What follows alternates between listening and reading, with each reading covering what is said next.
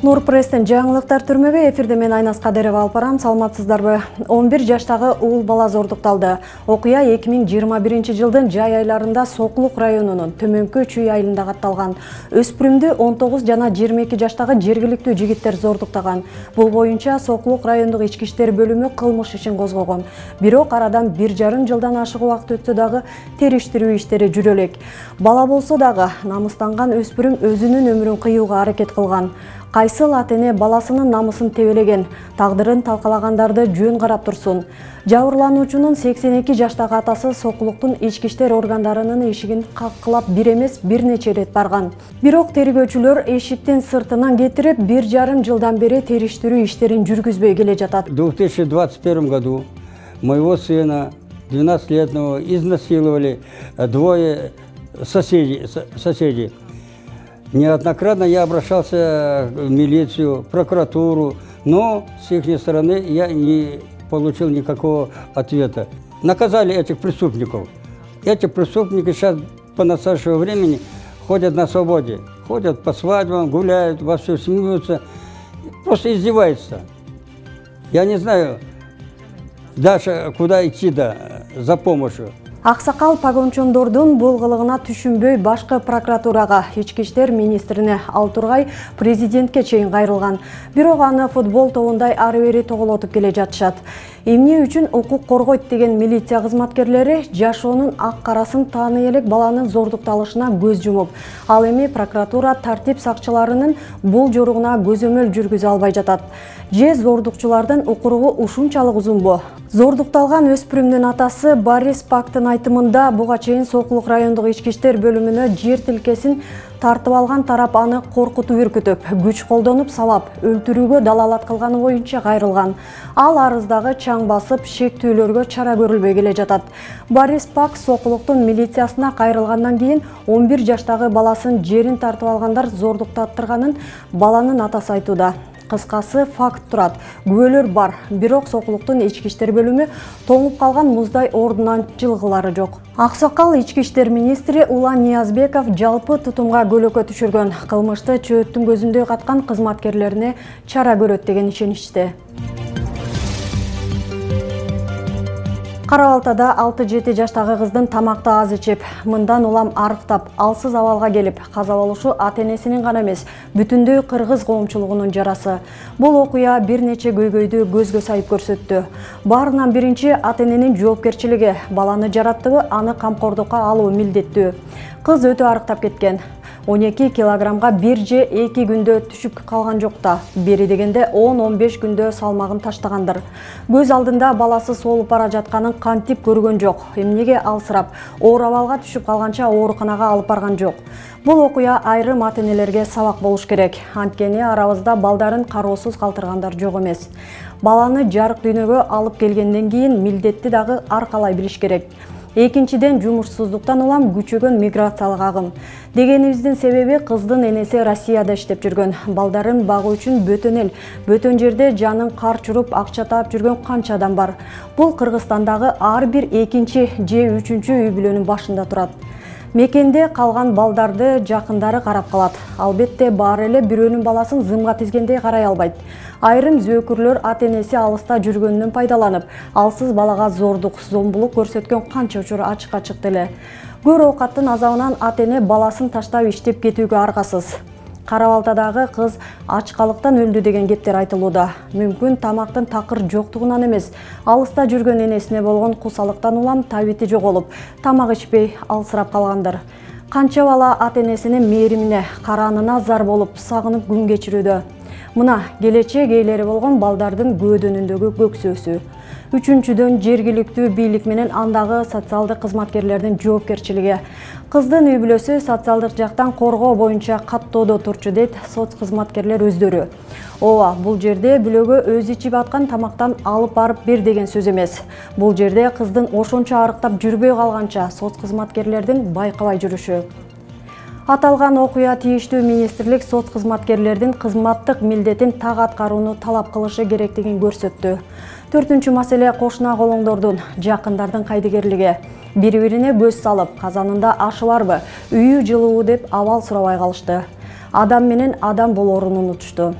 Эгер кошуна колоң өз учурунда жергиликтүү бийликке же сот кызматкерлерге кабарласа, кыз аман калат беле. Буга чейин уурдалган миллиондор деген аталыш менен аты бар, заты жок компания аркылуу чет өлкөгө мыйзамсыз чыккан акчалар боюнча маалымат бергенбиз. Нурпресске Нурсат юридикалык компаниясы аркылуу Медер Кадырбеков кайрылган. Ал Максат Мажитов жана Алтынбек Эрматов аттуу жаран аркылуу кимдир бирөөлөр менен таанышкан. Алар паспортун пайдаланып нотариустан ишеним кат алуу менен 5 компанияга жетекчи кылып дайындаганын билдирген.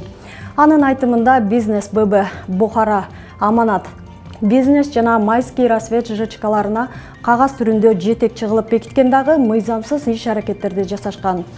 Бул фирмалар аркылуу миллиондогон акчалар чыгарылып кеткен. Алдамчылык жол менен уюшкан кылмыштуу топтун колуна түшкөн Медер Кадырбеков аталган компаниялар аркылуу чыгарылган миллиондордун бир сомун дагы көргөн эмес. Аты бар, заты жок фирмалардын жетекчиси экенин, салык кызматынан ири көлөмдө салыктык карызы бар экенин жана бул боюнча сот тутумуна чакыруу келгенде билген. Маалыматтарга караганда, Майский рассвет ЖЧКсынын салыктык карызы 49 миллион сомду түзгөн. Бул бир эле фирманын карызы. Эгер бир ишкананын салыгы эле 49 миллион сом болсо, анда канча миллиардтаган каражатты ушул фирма аркылуу шылуундар чыгарып кетти экен. Салык кызматы сотко кайрылып, азыр Кадырбеков жоопкер катары Ала Медүн райондук сотунда иши каралууда. Почта аркылуу ал конверт келгенден соң мен ичин ачып карадым. Ичинде ошол аталган фирманын карыздары жөнүндө маалымат бар экен. Мен атында экен анын баары. Мен аны дароо эле түшүндүм. Аябай шок болуп Алтынбекке чалдым. Бул эмне депчи, эмнеге мага келип атат? Алтынбек Эрматов. Бул деген экинчи жигит, мен кесиптешим. Ошол учурда мен аны 10 жылдан бери таанычумун. Кыскасы ишенчүмүн да ага дагычы. Максат Мажитовго көбүрөөк ишенчүмүн, бирок Алтынбек менен да мамилебиз аябай жакшы болчу. Мурунтан таанышкандан бери. Ал кезде Максат Мажитов Сэм Космо менен биз аябай жакын байланышта болчубуз, жакын мамиледе болчубуз, дос катары. Ал айтканда мен деген сурагам, бул эмне жөнүндө фирма, эмне болгон фирма десем, жөн эле жабык фирмалар, булар сенин атыңда эле болот. Эч кандай кооптуу эмес, эч нерсе болбойт. Өзүңдүн учурдагы проблемаларыңдан кутуласың деген. Миллиондорду чыгарып кеткен шылуундарды Медер Кадырбеков менен тааныштырган ортомчулар Алтынбек Эрматов жана Максат Мажитов аттуу жарандар аркылуу тапса болот болчу. Бирок булар бир гана жолу суралып, беттешүү болгон эмес. Уурдалган миллиондорго ортомчулардын кандай тиешеси бар экени дагы такталган жок. Эскерте кетсек, Максат Мажитов аттуу жаран Сэм Космо деген ат менен шоу-бизнесте аралашып жүргөнү белгилүү.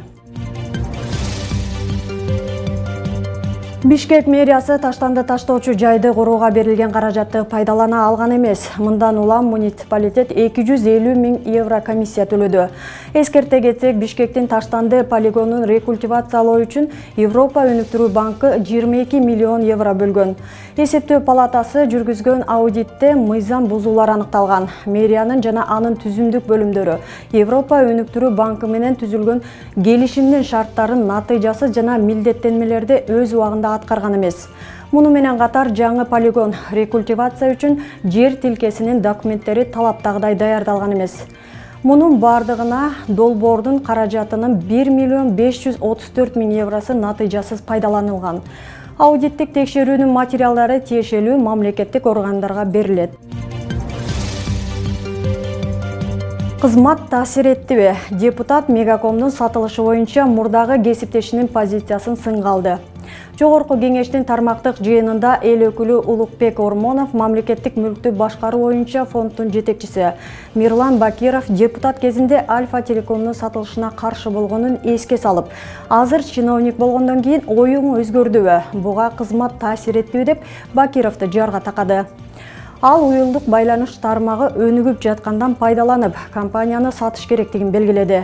Жыйынга катышкан экономика министринин орун басары Чыңгыз Макешев депутат өз оюн айтат, а министрлер кабинети коллегиялык орган. Биздин пикир аткаруу бийлигинин пикири дейт. Мегакомду дагы уже сата берип, парламенттен уруксат ала берип чарчаган жоксуңар, дагап келипсиңер.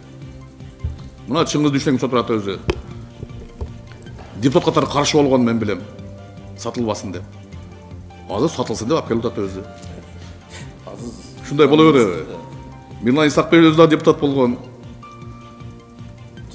Биз депутат болгондо сатылбасын деп үздөгөнөн кийин чиновник болгондо сатылсын деп алып келе беребиз. Бу кандай? Бул болсо кабинет министринин программасы алкагында чечим кабыл алынды. Эскерте кетсек, Мегакомду 12 миллиард сомго сатуу пландалууда. Компания жылына 1 миллиард 528 миң сом киреше табат. Жылына салык үчүн болжолдуу түрдө 823 миллион сомдой чегерилет. Нурпресстин жаңылыктарын YouTube, Instagram, Telegram, Facebook'tan окуй аласыздар. Нурпресс чындыктын изи менен.